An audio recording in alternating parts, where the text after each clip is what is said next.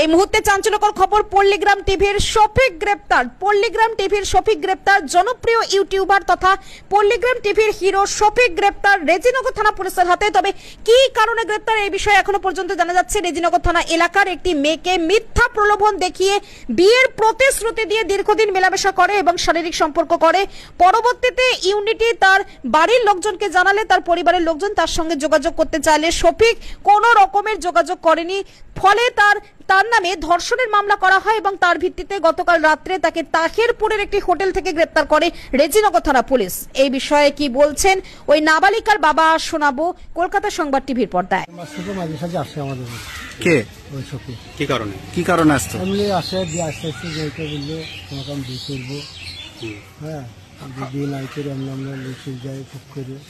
বিয়ে করেনি? না, বিয়ে করে না। বিয়ে তখন আবার স্কুল যাওয়ার নাম করে নিয়ে গেছে, আবার সেখান থেকে বিয়ে দিয়ে কালীগঞ্জের আমরা লিখে দিয়ে গেছে। দিয়ে বলছে যে আমি বিয়ে করবো, খারাপ লাইনে চলে গেছে। সেগুলো আমাদের বাড়িতে বললো বিয়ের প্রতিশ্রুতি দিয়ে, মানে শারীরিক সম্পর্ক করেছিল। হ্যাঁ, করেছে। দিয়ে ওইটা আমাদের বাড়ির মেয়ে ছিল যে তোমার বাচ্চা রাখো, তোমার বাপ আসো। যে বাচ্চা এসে দিল, পুলিশকে খবর দিল, পুলিশ চলে আসলো। একটা মীমাংসা করলো। হ্যাঁ, মীমাংসা করে দিলে আর চললো না।